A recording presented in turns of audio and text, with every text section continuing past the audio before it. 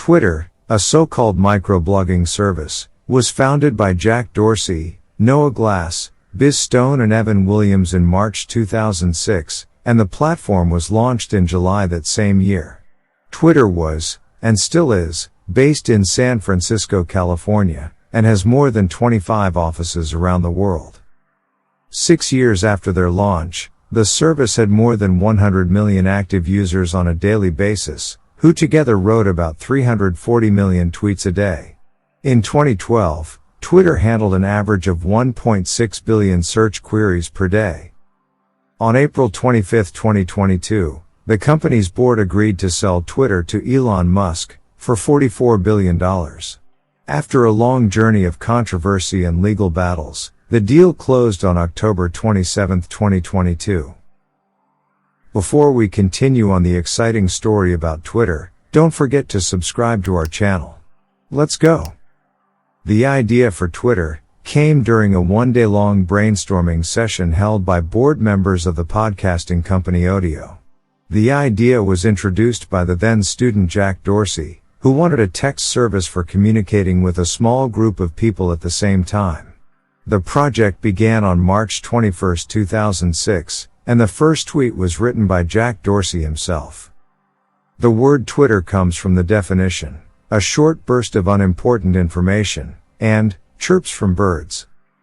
Initially, the word Twitter was used as a logo, and later a picture of a bird was added. It turned out that the bird was an image created by British graphic designer Simon Oxley. That led to co-founder Biz Stone bringing out a more cartoony-looking bird, with help from designer Philip Pasquizzo. This version of the bird was named Larry the Bird, after Larry Bird of the NBA's Boston Celtics. For this version, however, the duo reworked the Elite's cartoon features to make a more solid silhouette of Larry the Bird. Further change was made by Douglas Bowman in 2012, and the new logo was renamed from Larry the Bird to Twitter Bird, and is the logo used by the company since then. The first public version of Twitter was launched on July 15, 2006. From the beginning, however, it was a little unclear what the platform was used for. Some said it was a social network, others claimed it was a microblogging platform. It was something totally new, and since it didn't really replace anything, you couldn't really put your finger on what kind of service it actually was. In the end, both the creators and the users of Twitter all agreed on that the platform would be used as an information network. It was during the South by Southwest Interactive Conference in 2007 that Twitter really broke through, with screens hung up all around the conference corridors, with exclusive Twitter messages written everywhere. This caused the conference attendees to start interacting with each other on the platform, to keep track of what was going on during the conference, and as several speakers and panelists mentioned the service during the conference, the service had gone from 20,000 tweets to 60,000 tweets per day. The first Twitter message from outside Earth was made from the International Space Station by astronaut T.J. Creamer, on January 22, 2010.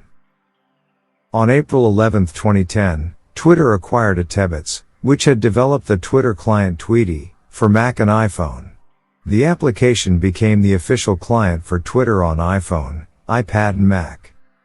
During the years between 2019 to 2021, Twitter grew in popularity, and some claimed that the platform began to be used for disinformation and so-called fake news, while others meant that the matter of free speech must be applied even on platforms such as social media channels.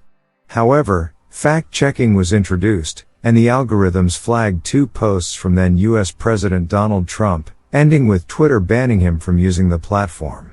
On June 5, 2021, the Nigerian government banned Twitter in the country, after Twitter removed tweets made by Nigerian President Muhammadu Buhari.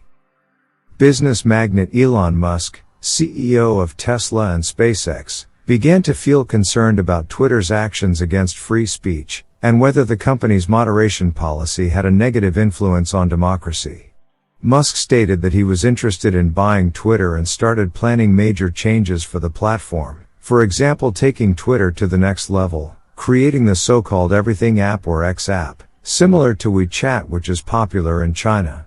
From the beginning, Musk only bought shares in Twitter in order to eventually become the largest shareholder in the company.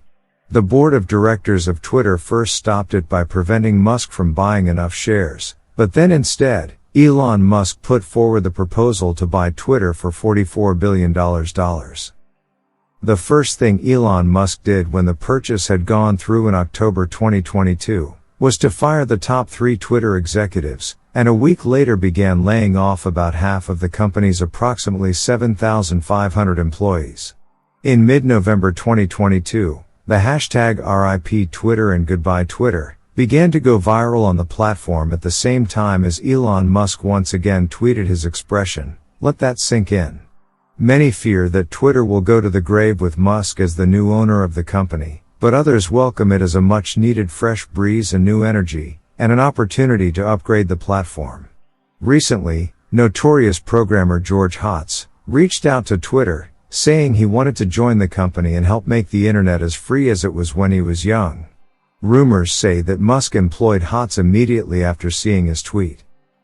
Before we wrap up, Guinness World Records claims that the fastest pace to reach 1 million followers was made by actor Robert Downey Jr. on Twitter, in just 23 hours and 22 minutes, occurring in April 2014. This record was later broken by Caitlyn Jenner, who joined the site on June 1, 2015, and gained 1 million followers in just 4 hours and 3 minutes. What are your thoughts on Twitter? What do you think will happen to the platform now when Elon Musk has taken over? And do you think George Hotz will be an asset to the company? Comment your thoughts below, hit the thumbs up button, and subscribe to our channel. Thank you for watching. See you next time.